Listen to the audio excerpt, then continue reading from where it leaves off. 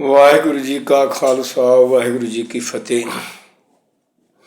ਅਸੀਂ ਕੱਲ੍ਹ ਤੋਂ ਵੀਡੀਓਜ਼ ਰਾਹੀਂ ਇਹ ਵਿਸ਼ਾ ਵਿਚਾਰ ਆਰੰਭ ਕੀਤੀ ਸੀ ਕਿ ਗੁਰੂ ਗ੍ਰੰਥ ਸਾਹਿਬ ਜੀ ਮਹਾਰਾਜ ਦੇ ਪਾਵਨ ਸਿਧਾਂਤ ਕੀ ਹਨ।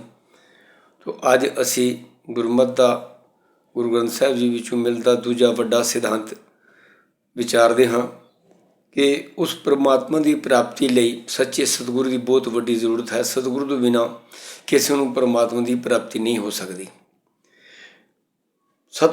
सतगुरु कौन हो सकता है? सतपुरख जिन जानिया सतगुर तिसका नाम। जिसने सतपुरख नूं उस सच्चे अकाल पुरख वाहिगुरू नूं पछाणिया जान लिया उसनूं सतगुर कहा जा सकता है।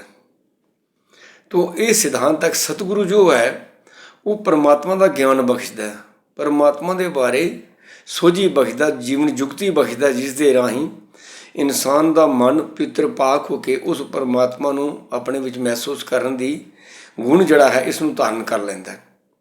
सतगुरु की पदवी जिहड़ी है वो परमात्मा नाल जिहड़ी है उसनूं परमात्मा की तरह नहीं पूजा जा सकता। गुरबाणी विच गुरु ग्रंथ साहिब जी सतगुरु नूं परमात्मा की तरह पूजा करनी, बंदगी करनी, उसनूं परमात्मा समझना, इस गल की सख्त मनाही है।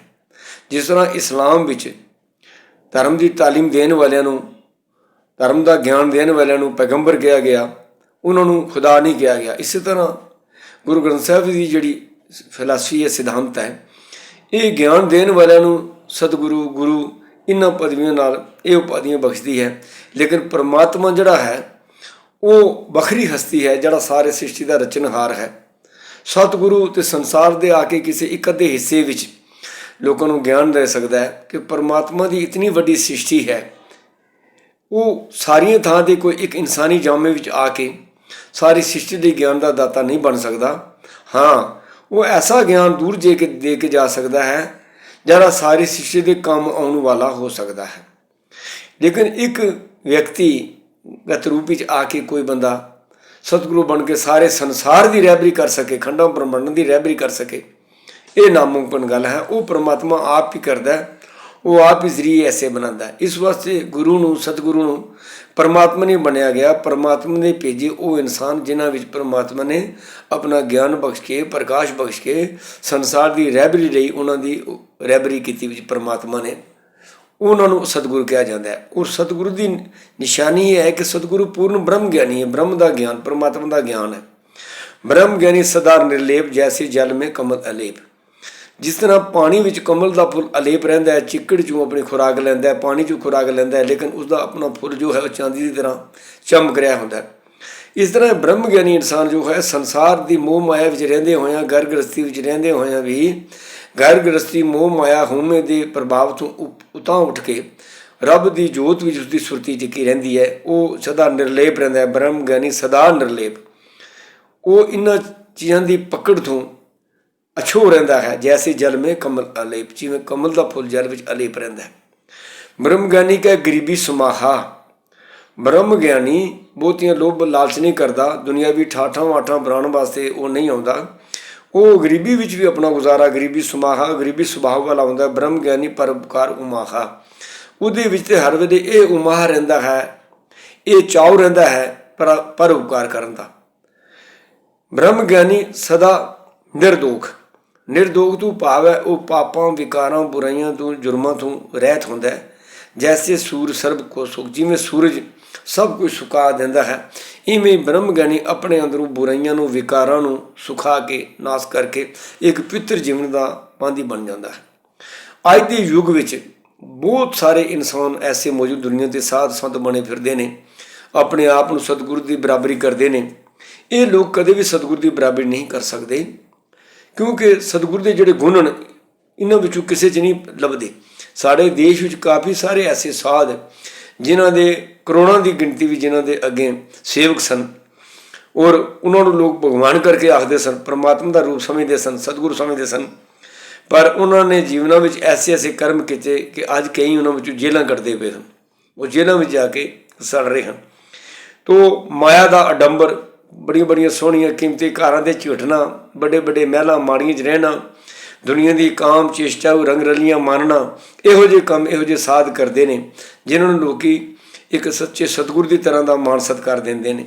ਤੇ ਲੇਕਿਨ ਗੁਰੂ ਸਾਹਿਬ ਦੇ ਕਹਿੰਦੇ ਨੇ ਵੀ ਜਿਹੜੇ ਇਹੋ ਜਿਹੇ ਹੁੰਦੇ ਨੇ ਰੱਬ ਦੇ ਪਿਆਰੇ, ਉਹ ਬ੍ਰਹਮ ਗਿਆਨੀ, ਉਹ ਤੇ ਗਰੀਬੀ ਸੁਮਾਹ ਆ ਉਹਨਾਂ ਦੇ ਪਰ ਉਪਕਾਰ ਲਈ, ਦੂਜਿਆਂ ਲਈ ਆਪਣਾ ਆਪ ਵੀ ਕੁਰਬਾਨ ਕਰ ਦਿੰਦੇ ਨੇ। ਜਿਵੇਂ 10 ਗੁਰੂ ਸਾਹਿਬਾਨ ਵਿੱਚੋਂ ਸਭ ਤੋਂ ਪਹਿਲੇ ਸ਼ਹੀਦ ਗੁਰੂ ਅਰਜਨ ਦੇਵ ਜੀ ਨੇ ਆਪਣੀ ਜ਼ਿੰਦਗੀ ਹੀ ਕੁਰਬਾਨ ਕਰ ਦਿੱਤੀ ਇਸ ਧਰਮ ਦੇ ਮਾਰਗ ਦੇ ਉੱਤੇ। ਗੁਰੂ ਤੇਗ ਬਹਾਦਰ ਜੀ ਨੇ ਸ਼ਹੀਦੀ ਦਿੱਤੀ। ਗੁਰੂ ਗੋਬਿੰਦ ਸਿੰਘ ਪਾਤਸ਼ਾਹ ਨੇ ਆਪ ਹੀ ਨਹੀਂ, ਸਾਰਾ ਪਰਿਵਾਰ, ਸਾਰਾ ਸਰਬੰਸ ਹੀ ਕੁਰਬਾਨ ਕਰ ਦਿੱਤਾ। ਬ੍ਰਹਮ ਗਿਆਨੀ ਦੀ ਕੁਰਬਾਨੀ ਦਾ ਪੁਤਲਾ ਹੈ। ਉਹ ਸੰਸਾਰ ਦੇ ਸੁੱਖਾਂ ਲਈ ਉਹ ਆਪਣਾ ਆਪ, ਆਪਣਾ ਪਰਿਵਾਰ, ਆਪਣਾ ਸਭ ਕੁਝ ਨਿਛਾਵਰ ਕਰ ਸਕਦਾ ਹੈ।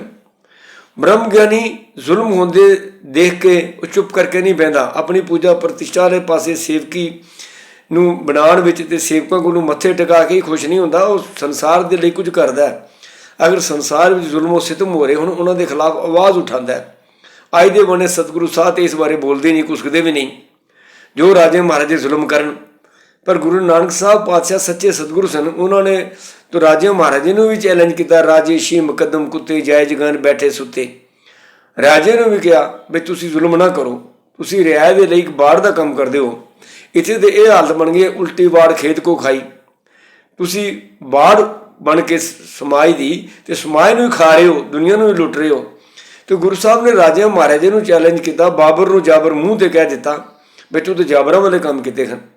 ਪਰ ਅੱਜ ਇਤਨੇ ਡੇਰੇ ਬਣਾ ਕੇ ਬੈਠੇ ਸਾਧ ਸੰਤ, ਇਹਨਾਂ 'ਚੋਂ ਕੋਈ ਵੀ ਐਸੇ ਮੈਦਾਨ ਵਿੱਚ ਕਦੀ ਨਹੀਂ ਕੁੱਦਿਆ ਕਿ ਜਿਹਦੇ ਵਿੱਚ ਸੰਸਾਰ ਦੇ ਉੱਤੇ ਜ਼ੁਲਮ ਮਿਟਾਇਆ ਜਾਵੇ, ਜ਼ੁਲਮ ਕਰਨ ਵਾਲੇ ਲੋਕਾਂ ਨੂੰ ਸਿੱਧੇ ਰਸਤੇ ਪਾਇਆ ਜਾਵੇ। ਗੁਰੂ ਨਾਨਕ ਸਾਹਿਬ ਨੇ ਕੋਡੇ ਵਰਗੇ ਭੀਰ, ਜਿਨ੍ਹਾਂ ਨੂੰ ਲੋਕ ਰਾਖਸ਼ ਵੀ ਕਹਿੰਦੇ ਰਹੇ ਨੇ, ਸੱਜਣ ਠੱਗ ਵਰਗੇ, ਉਹਨਾਂ ਦਾ ਜੀਵਨ ਤਬਦੀਲ ਕਰਕੇ ਇੱਕ ਸਾਦਾ ਸੰਤਾਂ ਵਾਲਾ ਜੀਵਨ ਬਣਾ ਕੇ ਉਹਨਾਂ ਨੂੰ ਧਰਮ ਦੇ ਪ੍ਰਚਾਰ ਵਾਲੇ ਪਾਸੇ ਲਗਾ ਦਿੱਤਾ।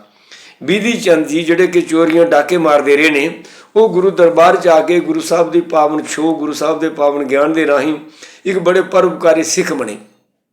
ਤੇ ਉਹਨਾਂ ਨੇ ਮਹਾਨ ਜ਼ਿੰਦਗੀ ਦੇ ਵਿੱਚ ਪ੍ਰਚਾਰ ਕਰਕੇ ਕਾਰਨਾਮੇ ਕੀਤੇ। ਸਤਿਗੁਰੂ ਤੇ ਬੁਰਾਈਆਂ ਦਾ ਵੀ ਨਾਸ਼ ਕਰਕੇ, ਬੁਰਿਆਂ ਲੋਕਾਂ ਦੇ ਵਿੱਚੋਂ ਵੀ ਆਤਮਿਕ ਜੀਵਨ ਦੇ ਕੇ, ਬਲਹਾਰੀ ਗੁਰੇ ਆਪਣੇ ਦੇਵਹਾਰੀ ਸਦਵਾਰ ਜੀ ਮਾਨਸ ਤੇ ਦੇਵਤੇ ਕੀ ਇਹ ਕਰਤਨ ਲਾਗਿਆ ਬਾਹਰ। ਉਹ ਬੰਦੇ ਜਿਹੜੇ ਇਨਸਾਨੀ ਦਰਜਾ ਵੀ ਨਹੀਂ ਰੱਖਦੇ, ਜਾਨਵਰਾਂ ਵਰਗੀ ਜ਼ਿੰਦਗੀ ਜੀਂਦੇ ਨੇ, ਉਹਨਾਂ ਨੂੰ ਪਹਿਲਾਂ ਤੇ ਇਨਸਾਨ, ਫਿਰ ਇਨਸਾਨ ਤੋਂ ਦੇਵਤੇ ਬਣਾ ਦਿੰਦਾ ਹੈ। ਸਤਿਗੁਰੂ ਦੀ ਤੇ ਇੰਨੀ ਵੱਡੀ ਮਾਨਤਾ ਹੈ। ਲੇਕਿਨ ਸਤਿਗੁਰੂ ਨੂੰ ਪਰਮਾਤਮਾ ਨਹੀਂ ਮੰਨਿਆ ਜਾ ਸਕਦਾ। ਇਹ ਗੁਰਮਤਿ ਦਾ ਸਿਧਾਂਤ ਨਹੀਂ, ਇਹ ਗੁਰੂ ਗ੍ਰੰਥ ਸਾਹਿਬ ਜੀ ਦੀ ਬਾਣੀ ਦਾ ਸਿਧਾਂਤ ਨਹੀਂ ਹੈ। ਤੋ ਨਾ ਹੀ ਉਹਨਾਂ ਨੂੰ ਪਰਮਾਤਮਾ ਮੰਨਣਾ ਹੈ, ਪਰਮਾਤਮਾ ਦੇ ਉਹ ਸੇਵਕ ਮੰਨਣਾ ਹੈ ਜਿਨ੍ਹਾਂ ਨੂੰ ਪਰਮਾਤਮਾ ਦਾ ਗਿਆਨ ਹੈ, ਸਾਨੂੰ ਪਰਮਾਤਮਾ ਨਾਲ ਜੋੜ ਸਕਦੇ ਨੇ। ਤੋ ਇਸ ਵਾਸਤੇ ਗੁਰੂ ਨੂੰ ਰੱਬੀ ਰੂਪ ਵੀ ਕਈ ਦਫਾ ਕਿਉਂ ਕਿਹਾ ਜਾਂਦਾ ਹੈ ਵੀ ਪੂਰਨ ਤੌਰ 'ਤੇ ਪਰਮਾਤਮਾ ਦੀ ਜੋਤ ਉਹਨਾਂ ਵਿੱਚ ਪ੍ਰਕਾਸ਼ਮਾਨ, ਉਹਨਾਂ ਨੇ ਜਗਤਰ ਕੀਤੀ ਹੁੰਦੀ ਹੈ, ਉਸ ਜੋਤ ਨੂੰ ਮਹਿਸੂਸ ਕੀਤਾ ਹੁੰਦਾ ਹੈ। ਮਨ ਤੋਂ ਜੋਤ ਸਰੂਪ ਹੈ, ਆਪਣਾ ਮੂਲ ਪਛਾਣ, ਆਪਣਾ ਮੂਲ ਪਛਾਣਿਆ ਹੁੰਦਾ ਹੈ। ਇਸ ਲਈ ਅਸੀਂ ਸਤਿਕਾਰ ਉਹਨਾਂ ਦਾ ਪਰਮਾਤਮਾ ਵਰਗਾ ਦਿੰਦੇ ਹਾਂ, ਲੇਕਿਨ ਪਰਮਾਤਮਾ ਸਮਝ ਕੇ ਉਹਨਾਂ ਦੀ ਪੂਜਾ ਨਹੀਂ ਕੀਤੀ ਜਾਂਦੀ। ਪੂਜਾ ਇੱਕ ਰੱਬ ਦੀ ਕੀਤੀ ਜਾਂਦੀ ਹੈ ਜੋ ਸਾਂਝਾ ਸਾਹਿਬ ਬਾਪ ਹਮਾਰਾ, ਸਾਰੀ ਦੁਨੀਆ ਦਾ ਸਾਂਝਾ ਪਰਮਾਤਮਾ ਪਰਮ ਪਿਤਾ ਹੈ, ਉਸ ਦੀ ਪੂਜਾ ਕੀਤੀ ਜਾਂਦੀ ਹੈ। ਤੇ ਇੱਥੇ ਇਹ ਵੀ ਭੁਲੇਖਾ ਨਾ ਰਵੇ ਕਿ ਝੂਠਿਆਂ ਕੂੜਿਆਂ ਲੋਕਾਂ ਨੂੰ, ਜਿਹੜੇ ਝੂਠੇ ਸਾਧ ਸੰਤ ਬਣ ਕੇ ਦੁਨੀਆ ਨੂੰ ਲੁੱਟ ਰਹੇ ਨੇ, ਅਰਬਾਂ ਖਰਬਾਂ ਦੇ ਡੇਰੇ ਬਣਾ ਕੇ ਮੌਜਾਂ ਕਰ ਰਹੇ ਨੇ, ਤੇ ਉੱਥੇ ਜੁਰਮ ਸਤਮ ਕਰਦੇ ਹੋਏ ਜਦੋਂ ਉਹਨਾਂ 'ਤੇ ਸਰਕਾਰ ਜਾ ਕੇ ਹਮਲਾ ਕਰਦੀ ਹੈ ਤਾਂ ਅੱਗੋਂ ਮੁਕਾਬਲੇ ਕਰਦੇ ਨੇ, ਮੋਰਚੇ ਢਾਹ ਕੇ ਬਹਿ ਜਾਂਦੇ ਨੇ। ਸਤਿਗੁਰੂ ਸੱਚੇ ਇਹੋ ਜਿਹੇ ਨਹੀਂ ਹੁੰਦੇ। ਉਹ ਅਗਰ ਲੜਦੇ ਮਰਦੇ ਨੇ ਤਾਂ ਸੱਤ ਪਿੱਛੇ ਲੜਦੇ ਮਰਦੇ ਨੇ, ਆਪਣੇ ਧਨ ਦੌਲਤ ਪਿੱਛੇ, ਆਪਣੀ ਸਾਧਗਿਰੀ ਵਾਸਤੇ ਨਹੀਂ। ਤੇ ਸਾਰੀ ਸਾਧਗਿਰੀ ਛੱਡਣੀ ਪੈ ਜਾਏ ਤੇ ਉਹ ਛੱਡਣ ਨੂੰ ਵੀ ਪਰਉਪਕਾਰ ਦੇ ਉੱਤੇ ਕੁਰਬਾਨ ਕਰ ਦਿੰਦੇ ਨੇ। ਗੁਰੂ ਗੋਬਿੰਦ ਸਿੰਘ ਪਾਤਸ਼ਾਹ ਕਲਗੀ ਲਗਾਉਂਦੇ ਸਨ, ਘੋੜਸਵਾਰੀ ਕਰਦੇ ਸਨ, ਰਾਜਿਆਂ ਵਰਗਾ ਉਹਨਾਂ ਦਾ ਠਾਠ ਬਾਠ ਸੀ। ਲੇਕਿਨ ਸਾਰਾ ਪਰਿਵਾਰ ਕੁਰਬਾਨ ਕਰਾ ਕੇ, ਬੱਚੇ ਕੁਰਬਾਨ ਕਰਵਾ ਕੇ ਮਾਛੀਵਾੜੇ ਦੇ ਜੰਗਲਾਂ ਵਿੱਚ ਨੰਗੇ ਪੈਰ ਛਾਲੇ ਹੋਏ ਇੱਕ ਟੀਮ ਦਾ ਸਰਾਣਾ ਲੈ ਕੇ ਸੁੱਤੇ ਪਏ ਸਨ। ਉਹਨਾਂ ਨੇ ਜਦੋਂ ਇਹਨਾਂ ਚੀਜ਼ਾਂ ਸਾਰੀਆਂ ਦਾ ਤਿਆਗ ਕਰਨਾ ਪਿਆ ਤੇ ਧਰਮ ਦੇ ਨਾਲ ਤੇ ਸਿਆਸਤ ਦੇ ਨਾਲ ਸਮਝੌਤੇ ਨਹੀਂ ਕੀਤੇ। ਅੱਜ ਦੇ ਸਾਧ ਸੰਤ, ਅੱਜ ਦੇ ਕੌਮਾਂ ਦੇ ਆਗੂ ਤੇ ਸਿਆਸੀ ਲੋਕਾਂ ਨਾਲ ਗੱਠ ਜੋੜ ਕਰਕੇ, ਸਮਝੌਤੇ ਕਰਕੇ ਆਪ ਵੀ ਉਜੜੇ ਪੈਂਦੇ ਨੇ ਤੇ ਸੰਸਾਰ ਨੂੰ ਵੀ ਉਜੜੇ ਪੈਂਦੇ ਨੇ। ਇਹ ਦੂਜਾ ਬਹੁਤ ਵੱਡਾ ਸਿਧਾਂਤ ਜਿਹੜਾ ਗੁਰੂ ਗ੍ਰੰਥ ਸਾਹਿਬ ਜੀ ਦਾ ਸਤਿਗੁਰੂ ਵਾਲਾ ਸੰਕਲਪ ਜਿਹੜਾ ਹੈ, ਇਸ ਨੂੰ ਵੀ ਬੜੀ ਸਮਝਣ ਦੀ ਲੋੜ ਹੈ। ਅਗਰ ਸਾਰੇ ਲੋਕ ਇਹਨਾਂ ਆਏ ਸੰਸਾਰ 'ਤੇ ਆਏ ਇਨਸਾਨਾਂ ਨੂੰ, ਜਿਨ੍ਹਾਂ ਨੇ ਰੱਬੀ ਕੋਈ ਗਿਆਨ ਦਿੱਤਾ, ਅਗਰ ਉਹ ਸੱਚਮੁੱਚ ਉੱਚੇ ਜੀਵਨ ਵਾਲੇ ਹੋਏ ਨੇ, ਤੇ ਉਹਨਾਂ ਨੂੰ ਪ੍ਰਭੂ ਕਰਕੇ ਨਾ ਪੂਜੀਏ, ਉਹਨਾਂ ਨੂੰ ਅਵਤਾਰ ਨਾ ਸਮਝ ਲਈਏ ਰੱਬ ਦੇ, ਬਲਕਿ ਇੱਕ ਮਹਾਨ ਇਨਸਾਨ ਸਮਝ ਕੇ ਉਹਨਾਂ ਦਾ ਸਤਿਕਾਰ ਕਰੀਏ। ਉਹਨਾਂ ਦੇ ਮੁਖ ਚੋਂ ਨਿਕਲੇ ਰੱਬੀ ਹੁਕਮਾਂ ਨੂੰ ਪ੍ਰਵਾਨ ਕਰਕੇ ਪਰਮਾਤਮਾ ਦੀ ਬੰਦਗੀ ਵਾਲੇ ਪਾਸੇ ਜੁੜੀਏ, ਤਾਂ ਕਿ ਸੰਸਾਰਿਕ ਏਕਤਾ ਦੇ ਸੂਤਰ ਪੁਰਾਇਆ ਜਾਵੇ ਔਰ ਝੂਠੇ ਸਾਧਾ ਸੰਤਾਂ ਦੇ ਡੇਰੇ ਬੰਦ ਹੋ ਜਾਣ, ਜਿਹੜੇ ਸੰਸਾਰ ਨੂੰ ਉਹ ਜਿਹੜੇ ਪਾਉਂਦੇ ਨੇ ਦੁਨੀਆ ਦਾ ਧਨ ਲੁੱਟ ਕੇ, ਆਪ ਐਸ਼ ਅਸ਼ਰਤ ਦਾ ਸਮਾਨ ਇਕੱਠਾ ਕਰਕੇ ਆਪ ਮੌਜਾਂ ਦੀਆਂ ਜ਼ਿੰਦਗੀਆਂ ਜਿਉਂਦੇ ਨੇ। ਤੇ ਗਰੀਬਾਂ ਲੋਕਾਂ ਦੀ ਪਰਵਾਹ ਨਹੀਂ। ਇੱਥੇ ਤੱਕ ਸਾਧ ਨੇ ਜਿਹੜੇ ਲੋਕਾਂ ਦੀਆਂ ਇੱਜ਼ਤਾਂ ਬਰਬਾਦ ਕਰ ਗਏ, ਲੋਕਾਂ ਦੀਆਂ ਇੱਜ਼ਤਾਂ ਪੱਤਾਂ ਲੁੱਟੀਆਂ, ਧੀਆਂ ਭੈਣਾਂ ਦੀਆਂ ਜ਼ਿੰਦਗੀਆਂ ਬਰਬਾਦ ਕੀਤੀਆਂ। ਇਹੋ ਜਿਹੇ ਝੂਠੇ ਸਾਧਾ ਸੰਤਾਂ ਤੋਂ ਵੀ ਗੁਰਬਾਣੀ ਜਿਹੜੀ ਵੱਜਦੀ ਹੈ। ਤੇ ਉਹ ਸੱਚੇ ਸਤਿਗੁਰੂ ਜਿਨ੍ਹਾਂ ਨੇ ਸਤਿਪੁਰਖ ਨੂੰ ਜਾਣਿਆ ਹੋਵੇ, ਉਹਨਾਂ ਨੂੰ ਸਤਿਗੁਰੂ ਕਰਕੇ ਉਹਨਾਂ ਦੇ ਦਿੱਤੇ ਉਪਦੇਸ਼ਾਂ ਅਨੁਸਾਰ ਜੀਵਨ ਸੁਚੱਜਾ ਜੀਵਨ ਦੀ ਜਿਹੜੀ ਪ੍ਰੇਰਨਾ ਜਿਹੜੇ ਦੇਵਨ, ਉਹਨਾਂ ਨੂੰ ਸਤਿਗੁਰੂ ਮੰਨਿਆ ਗਿਆ। ਵਾਹਿਗੁਰੂ ਜੀ ਕਾ ਖਾਲਸਾ, ਵਾਹਿਗੁਰੂ ਜੀ ਕੀ ਫਤਿਹ।